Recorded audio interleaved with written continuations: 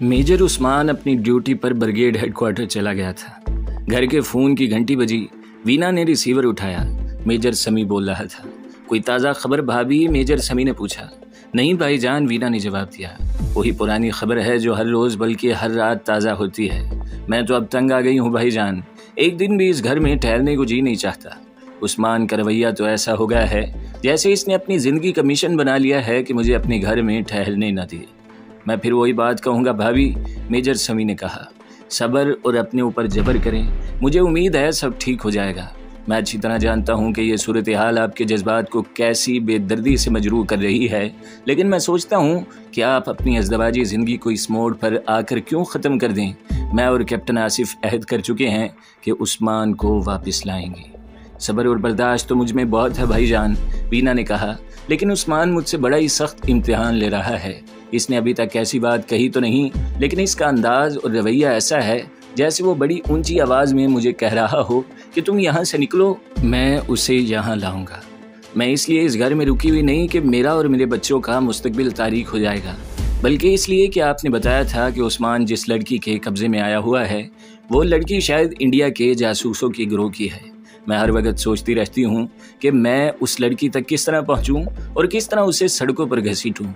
ये काम हमने अपने हाथों में ले रखा है, मेजर समी ने कहा। भाभी आप इस मामले में ना पड़ें, खार होने के सिवा आप कुछ नहीं कर सकेंगी। मैं कुछ ना कुछ तो ज़रूर करूँगी भाईजान, वीना ने कहा। पहले मैं रोया करती थी, दिन भर गुस्सा चढ़ा कर अपना खून पीती और कुड़ती रहती थी, मगर अब मेरा दिल मजबूत हो गया है, शायद इसलिए कि मैंने अपने आप को यकीन दिला लिया है कि मैं एक जंग लड़ रही हूँ और मुझे ये जंग जीतनी है। अच्छा हुआ आपने फ़ोन कर दिया, आप ना करते तो मैं आज आपको फ़ोन करती। आज शाम आप मेरे भाइयों से मिलने के लिए आ सकते हैं। मैंने आज उस्मान को बता दिया था कि मैं 3-4 बजे अपने घर जाऊंगी और रात को 10 बजे तक वापस आ जाऊंगी। घर में नौकर है, वो उस्मान को खाना वाना दे देगा। मेरे भाई कई बार कह चुके हैं कि वो आपसे और आसिफ भाई से मिलना चाहते हैं। आ जाएंगे भाभी, मेजर समी ने कहा। कहाँ हैं, एड्रेस बता दें। वीना ने इसे अपने वालिदैन की कोठी का नंबर, रास्ता और मोहल्ले वकू समझा दिया था। आप कैप्टन आसिफ भाई को साथ लेकर 4 बजे वहाँ आ जाएं, वीना ने कहा। मेजर समी और कैप्टन आसिफ शाम 4 बजे पहुँच गए। वीना अपने दोनों भाइयों के साथ इनके इस्तकबाल के लिए बाहर आ गई। इसके भाई बड़े तपाक और प्यार से समी और आसिफ से मिले और इन्हें ड्राइंग रूम में ले गए। 2-4 रस्मी बातों के बाद उस्मान का मौजू चल पड़ा। वीना ने बताया कि उस्मान रात को सिर्फ सोने के लिए घर आता है और इसका रवैया ऐसा होता है जैसे वो मजबूरन इस घर में आता है। इसे तो अपने बच्चों के साथ भी दिलचस्पी नहीं है, वीना ने कहा। अब तो साफ पता चलता है कि वो मुझसे और बच्चों से नफरत करता है, लेकिन मैं बर्दाश्त कर रही हूँ। मेजर समी साहब, वीना के बड़े भाई अख्तर ने कहा। वीना बर्दाश्त करती रहे, हमारे लिए उस्मान का ये रवैया नाकाबिले बर्दाश्त हो गया है। साफ पता चलता है वो हमें कुछ भी नहीं समझता और जैसे हम इसका दिया खाते हैं और इसका कुछ बिगाड़ नहीं सकते। अब हम इसे ये बताना चाहते हैं कि हम इसका जीना हराम कर सकते हैं। अख्तर साहब, मेजर समी ने कहा, मैं और कैप्टन आसिफ इस मामले को किसी और निगाह से देख रहे हैं। मुझे अहमद खान की कोठी में रहने वाले लोग जासूस या स्मगलर लगते हैं। ये बात तो मैं पहले भी कह चुका हूँ, अब इसे कन्फर्म समझे। ये कन्फर्मेशन कहाँ से मिली है? वीना के छोटे भाई अमजद ने कहा। हम दोनों साथ वाली कोठी में गए थे, मेजर समी ने कहा। वहाँ एक पुराना रिटायर्ड सूबेदार मेजर रहता है। इसके साथ मेरी ये मुलाकात दूसरी थी। पहली मुलाकात में जो महज इत्तफाकिया थी, इस सूबेदार मेजर ने शक का इजहार किया और इसने कहा था कि वो मालूम करने की कोशिश करेगा। दूसरी मुलाकात में इसने बताया है कि ये लोग मशकूक हैं और यहाँ कोई बहुत बड़ा जुर्म हो रहा है, लेकिन अभी ये नहीं कहा जा सकता कि ये लोग इंडिया के जासूस हैं या मुहज़्ज़ब किस्म की असमत फरोशी करते हैं। वो जो कुछ भी करते हैं, मेजर साहब, अख्तर ने कहा, मैंने एक तरीका सोचा है। इस लड़की को अगवा कर लिया जाए और एक जगह बंद करके मालूम किया जाए कि ये कौन है और करती क्या है। फिर आप इस लड़की का क्या बनाएंगे? कैप्टन आसिफ ने पूछा। अगर आप मुझसे मुत्तफिक हों तो फिर सोचेंगे कि इस लड़की का हम क्या बनाएंगे, अख्तर ने कहा। ज़रूरत महसूस हुई तो हम इस लड़की को बिल्कुल ही गायब कर देंगे। इनके दरमियान अगवा की स्कीम पर बहसो मुबाहिसा होता रहा और चारों मुत्तफिक हो गए। मेजर समी ने पूछा कि लड़की को रखा कहाँ जाएगा? वीना के दोनों भाइयों ने कहा कि इनके पास बहुत अच्छी जगह है। ये लोग अच्छी खासी जायदाद वाले थे। शहर के करीबी मज़ाफ़ात में इनका कच्चा सा एक मकान भी था जो आबादी से कुछ अलग थलग था। किसी वक्त इनकी वहाँ कुछ ज़मीन थी जहाँ उन्होंने सब्जियों का बाग बना रखा था और सब्जियां मंडी में जाया करती थी। फिर उन्होंने वहाँ फसल उगानी शुरू कर दी और छोटा सा ये कच्चा मकान जो बाग की देखभाल करने वालों के लिए बनाया था खाली पड़ा था। इन चारों ने अगवा का तरीका तय कर लिया। ज़रूरी नहीं था कि ये तरीका कामयाब हो जाता, लेकिन कोशिश करनी थी। ये सोच लिए अख्तर साहब मेजर समी ने कहा, हम दोनों हर हाल में आपका साथ देंगे, लेकिन तरीका कुछ कच्चा सा लगता है।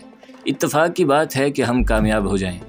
आप डर तो नहीं रहे मेजर साहब? वीना के छोटे भाई ने पूछा। मैं कमांडो हूँ, मेजर समी ने कहा। अगर मैं डरपोक होता तो कमांडो ट्रेनिंग के लिए जाने से इनकार कर देता। अगर आपको ये शक है कि मैं डर रहा हूँ तो मैं अब कुछ भी नहीं कहूँगा और जो ड्यूटी आपने मुझे सौंपनी है वो पूरी करके दिखाऊँगा। अगली शाम स्टेडियम के करीब मेजर समी की गाड़ी खड़ी थी। कैप्टन आसिफ इसके साथ था। मेजर समी ने गाड़ी ऐसी जगह खड़ी की थी जहाँ से वो इस छोटे से रेस्टोरेंट लवर्स इन को देख सकते थे, लेकिन वो खुद वहाँ से किसी को नज़र नहीं आ सकते थे। उस्मान लूसी के साथ इस रेस्टोरेंट के अंदर था। मेजर समी ने इन्हें इस रेस्टोरेंट में दाखिल होते देखा था। मेजर समी और आसिफ इंतज़ार करते रहे। वहाँ करीब ही एक और कार खड़ी थी जिसमें वीना के दोनों भाई अख्तर और अमजद बैठे हुए थे। कोई 1.5 घंटे बाद उस्मान और लूसी रेस्टोरेंट से बाहर आए। अब समी और आसिफ की ड्यूटी थी कि उस्मान और लूसी के पास जाना था और अगवा की स्कीम की पहली कार्रवाई करनी थी। लेकिन उस्मान और लूसी बड़ी तेज़ी से गाड़ी में बैठे और इसी तेज़ी से गाड़ी समेत गायब हो गए। समी और आसिफ को इन तक पहुंचने की मोहलत ही न मिली। अगली शाम उन्होंने फिर मेजर उस्मान का ताक़ुब किया। उस शाम वह आमिर खान की कोठी के अंदर चला गया। समी और आसिफ कोठी से थोड़ी ही दूर गाड़ी खड़ी करके गाड़ी में ही इंतज़ार करते रहे। कुछ दूर अख्तर और अमजद अपनी कार में बैठे हुए थे। इन्हें मालूम नहीं था कि उस्मान और लूसी कोठी में ही रहेंगे या कहीं बाहर जाएंगे। वो अपनी अपनी जगह इंतज़ार करते रहे। ये इंतज़ार बड़ा ही सब्र आजमा था। इन्हें परेशानी ये थी कि ऐसा ना हो उस्मान कोठी में ही वक़्त गुजार कर अकेला निकले और लूसी बाहर ना आए। इस सूरत में वो अपनी स्कीम में कामयाब नहीं हो सकते थे। तकरीबन 1 घंटा गुजरा होगा कि उस्मान की गाड़ी कोठी से निकली। समी और आसिफ ने देखा कि लूसी भी इसके साथ अगली सीट पर मौजूद थी। वक़्त रात के 11 बजे के लगभग का था। खुशकिस्मती से उस्मान ने गाड़ी उस तरफ मोड़ी जिधर मेजर समी और कैप्टन आसिफ गाड़ी रोककर बाहर खड़े थे। उस्मान की गाड़ी करीब आई तो मेजर समी ने आगे होकर इसे रोक लिया। मेजर उस्मान को तो ज़रा सा भी शक न था कि इसके साथ क्या ड्रामा खेला जाने वाला है। इसने गाड़ी सड़क की साइड पर करके रोक ली और अपने दोस्तों को देखकर बड़ी तेज़ी से बाहर निकला। तुम्हारे इंतज़ार में खड़े हैं यार, मेजर समी ने ऐसे लहजे में कहा जैसे वो बहुत परेशान हो। इसकी आवाज़ में ज़रा सा भी जोशो खरोश नहीं था। क्या बात है यार, मेजर उस्मान ने चौंक कर पूछा। क्या बताऊं भाई, मेजर समी ने कहा। कम ऑन स्पीक अप यार, मेजर उस्मान ने कहा। ज़रा उधर आ जाओ। मेजर समी ने मेजर उस्मान का बाजू पकड़ा और जिधर उस्मान की गाड़ी खड़ी थी उसकी उल्टी तरफ ले गया। कहने लगा, ज़रा दूर आकर बात सुनो। अब तो सिर्फ ब्रिगेड हेडक्वार्टर मेरी मदद कर सकता है, ये काम तुम करवा सकते हो। मेजर समी ने एक किस्सा घड़ रखा था जो उसने उस्मान को सुनाना शुरू कर दिया। इसने अपनी एक मुश्किल बयान की और कहा कि इसकी मदद न की गई तो इसका कोर्ट मार्शल हो जाएगा। मेजर उस्मान को मेजर समी ने बड़े ही पुरस्कार तरीके से अपनी बात में उलझा लिया और आहिस्ता आहिस्ता इसकी कार से खासा दूर ले गया। अख्तर और अमजद ने गाड़ी स्टार्ट की और उस तरफ चले गए जहां लूसी अकेली उस्मान की गाड़ी में बैठी थी। फिर उन्होंने गाड़ी उस्मान की गाड़ी के करीब जा रोकी। अख्तर गाड़ी से निकला और उस्मान की गाड़ी के उस तरफ हो गया जिस तरफ लूसी बैठी थी। एक्सक्यूज़ मी, अख्तर ने बड़ी मुहज़्ज़ब लहजे में कहा। मेरे साथ एक साहिब लिफ्ट लेकर बैठ गए हैं। एक प्राइवेट क्लिनिक का एड्रेस मालूम करना चाहते हैं। मुझे तो समझ नहीं आती और मैं इन्हें मायूस भी नहीं करना चाहता, लेकिन कुछ पता भी नहीं चल रहा कि ये कौन सा क्लिनिक पूछ रहे हैं। अगर आप खुद ही इनसे पूछेंगी तो शायद आप कुछ मदद कर सकें। किसी जवान लड़की को उसकी गाड़ी से निकालने के लिए इतनी सी बात काफ़ी नहीं थी जो अख्तर ने की थी, लेकिन लूसी आम लड़कियों से बहुत मुख्तलिफ थी और वैसे भी तेज़ तर्रार थी। वो गाड़ी से निकल आई। अख्तर ने एक बार फिर उससे माजरत की कि वो उसे जहमत दे रहा है। लड़की को यह तासुर मिला कि ये कोई शरीफ और मुहज़्ज़ब आदमी है। वो अख्तर की गाड़ी के करीब जा पहुंची।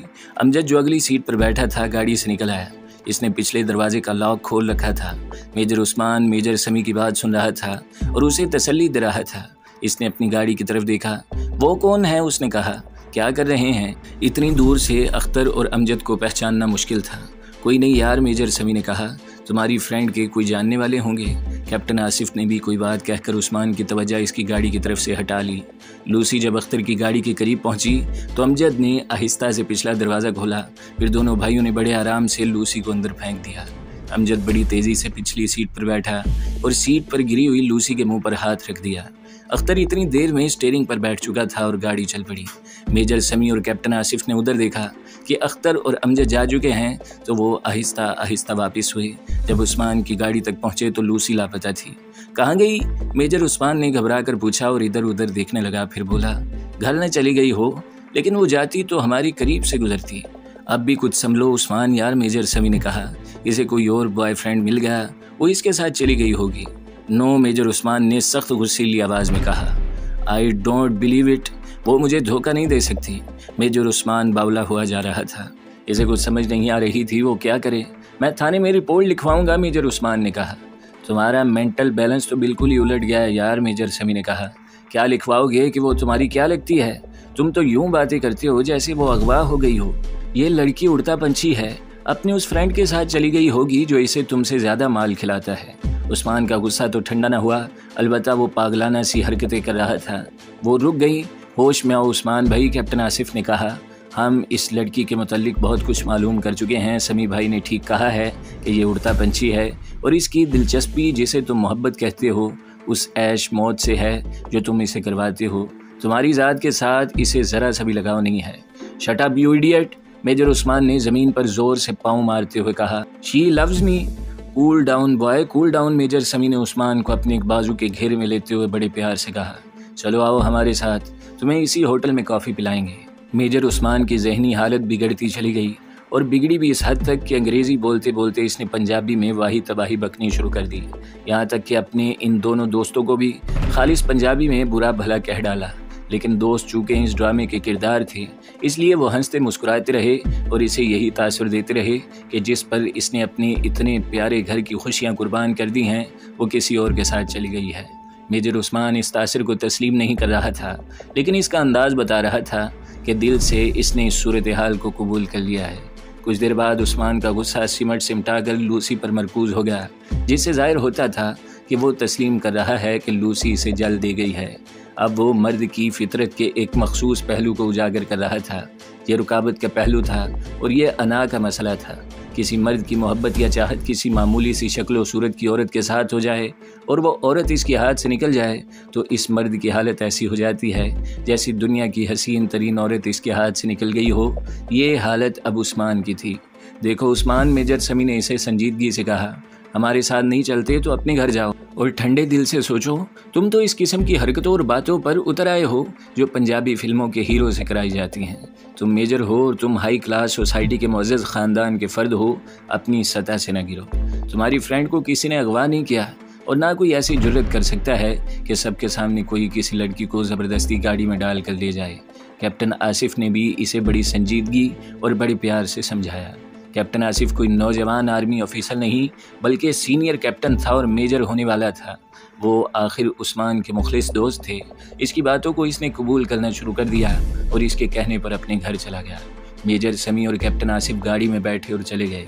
इनका रुख अख्तर और अमजद की कोठी की तरफ था। उन्होंने वीना के इन दोनों भाइयों से मिलकर इस ड्रामे का अगला पार्ट खेलना था। अख्तर और अमजद लूसी को अपनी कोठी में ले गए। 4 कनाल की कोठी थी जिसके बेशुमार कमरे थे। अमजद ने रास्ते में लूसी की आंखों पर पट्टी बांध दी थी। पट्टी बांधने से पहले उसने लूसी को रिवॉल्वर दिखाया और कहा था कि उसने ऊंची आवाज़ निकाली या कोई और हरकत की तो इसे गोली मारकर लाश गायब कर दी जाएगी। लूसी चुप हो गई थी। वो जानती थी कि पाकिस्तान में कत्ल एक आम सी वारदात समझा जाता है, जहां सड़कों पर आदमी कत्ल हो जाता है और कातिल हवाई फायर करते हुए लोगों के सामने गायब हो जाते हैं और फिर कभी पकड़े नहीं जाते। इन दोनों भाइयों की गाड़ी अपनी कोठी के पहलू की तरफ जाकर रुकी। उन्होंने लूसी को निकाला और उस तरफ के दरवाजे से अंदर चले गए जो वो अंदर से पहले ही खोल कर गए थे। इनके वालिदैन कोठी के किसी दूसरे कोने के कमरे में सोए हुए थे। लूसी को उन्होंने सोफे पर बिठा दिया और आंखों पर कपड़ा बंधा रहने दिया। मुझे एक बात बताओ, लूसी ने पूछा, क्या तुम मुझे अपने लिए लाए हो या मेरे घर वालों से तावान मांग कर मुझे छोड़ दोगे? दोनों बातें गलत हैं, अख्तर ने कहा। तुम्हारे जिस्म के साथ हमें ज़रा सी भी दिलचस्पी नहीं है, तुम्हारे जिस्म से हमें नफरत है। छोटा भाई अमजद बोला, ये एक नापाक जिस्म है जिसे इस घर में ज़्यादा देर बर्दाश्त नहीं कर सकेंगे। बाहर एक गाड़ी का हारन 2 बार बजा। अख्तर ने अमजद की तरफ देखा। अमजद बाहर निकल गया। मेजर समी की गाड़ी गेट के सामने खड़ी थी। अमजद ने गाड़ी अंदर लाने का इशारा किया और गाड़ी अंदर आ गई। मेजर समी और कैप्टन आसिफ उतरे और अमजद इन्हें कमरे में ले गया। अब इस कमरे में 4 आदमी हो गए थे। चारों कमरे के एक कोने में जा खड़े हुए। अख्तर के पूछने पर समी और आसिफ ने बताया कि मेजर उस्मान का रद्द अमल क्या था और फिर ये बताया कि वो अपने घर चला गया है। पहले टेलीफोन करवाते हैं, अख्तर ने सरगोशी से मेजर समी से कहा। अभी नहीं, मेजर समी ने कहा, फ़ोन तो करवाना ही है, लेकिन इससे कुछ बातें कर ली जाएं। वीना अपने घर आई थी और रात 10 बजे के लगभग वापस चली गई थी। तुम्हारा नाम क्या है? मेजर समी ने लूसी से पूछा। लुबना सईद, लड़की ने जवाब दिया। निकनेम लूसी है। तुम्हारे फादर कौन हैं? एम ए खान, लूसी ने जवाब दिया। क्या काम करते हैं? रिटायर्ड लाइफ गुजार रहे हैं, लूसी ने जवाब दिया। पहले ज़मीनों की देखभाल करते थे, अब यहीं रहते हैं। भाई हैं? 3 भाई हैं, लूसी ने जवाब दिया। क्या करते हैं? आप लोगों का मतलब क्या है? लूसी ने रंधी हुई सी आवाज़ में पूछा। हमारा मतलब वो नहीं जो तुम समझ रही हो, मेजर समी ने कहा। हम तुम्हारे मुताल्लिक कुछ जानना चाहते हैं। तुम जो कुछ बताओगी इसकी हम तस्दीक करेंगे। अगर तुम्हारा जवाब गलत निकला तो फिर मैं बता नहीं सकता तुम्हारे साथ क्या सलूक किया जाएगा। मेरी एक बात मानो, लूसी ने कहा। मैं तुम्हारे कब्ज़े में हूँ और देखो मैं कितनी खूबसूरत लड़की हूँ। जितने दिन चाहो मुझे अपने पास रख लो और अगर तुम्हें पैसे चाहिए तो किसी आदमी को मेरे घर भेज दो। जितनी रकम मांगोगे तुम्हें वहाँ से मिल जाएगी। मैं तुम्हें पहले बता चुका हूँ, अख्तर ने झिंझिलाई हुई आवाज़ में कहा। हमें तुम्हारी खूबसूरती के साथ ना कोई दिलचस्पी है और ना ही तुम्हारे पैसे के साथ। फिर और क्या चाहते हो तुम लोग? लूसी ने बड़ी पुख्ता आवाज़ में पूछा। फिर कहने लगी, मेरी आंखें तो खोल दो। तुम्हारी आंखें खुद ब खुद खुल जाएंगी, मेजर समी ने कहा। मेजर उस्मान के साथ तुम्हारे ताल्लुकात कैसे हैं? वो मेरा फ्रेंड है। तुम लोग जानते हो फ्रेंड से ताल्लुकात कैसे होते हैं? नाजायज़, अख्तर बोला। पूरी बात बताओ, क्या तुम इसके साथ शादी करना चाहती हो? मैं नहीं, लूसी ने जवाब दिया। वो मेरे साथ शादी करना चाहता है। देख लड़की, मेजर समी ने कहा, हम सीधी सीधी बात करते हैं। तुम लोग महज़ब किस्म की असमत फरोशी कर रहे हो और तुम उस्मान का माल दोनों हाथों से खा रही हो। फ़ौरन मान जाओ और उस्मान का साथ छोड़ दो। ये लड़की अगर असमत फरोश थी भी तो वो अपनी ज़ुबान से ये तस्लीम नहीं करना चाहती थी। इसने ये ज़ाहिर करना शुरू कर दिया कि वो एक मुअज़्ज़ज़ ख़ानदान की लड़की है और इस ख़ानदान में रोशन ख़याली और औरतों की आज़ादी कुछ ज़्यादा है। इसने ये भी कहा कि वो उस्मान से नहीं खाती बल्कि इसे खिलाती पिलाती है। चलो हम मान लेते हैं, मेजर समी ने कहा, लेकिन तुम कुछ और भी हो। जब तक वो नहीं बताओगी हम तुम्हें नहीं छोड़ेंगे। लड़की इतनी कच्ची नहीं थी कि वो फ़ौरन ही बता देती कि वो इंडियन इंटेलिजेंस की तरबियत याफ्ता लड़की है।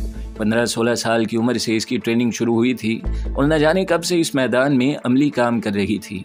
मेजर समी, अख्तर, कैप्टन आसिफ और अमजद ने सवाल और जवाब के ज़रिए पूरा जोर लगा लिया कि ये लड़की कुछ बता दे, लेकिन वो तो किले की तरह मजबूत थी। अख्तर और अमजद का मकसद सिर्फ ये था कि ये लड़की उस्मान के साथ ताल्लुकात तोड़ ले, लेकिन मेजर समी और कैप्टन आसिफ का मकसद इसके अलावा कुछ और भी था। ये दोनों आर्मी ऑफिसर इस लड़की की कोठी के पड़ोस में रहने वाले रिटायर्ड सूबेदार मेजर से 2 दफ़ा मिल चुके थे।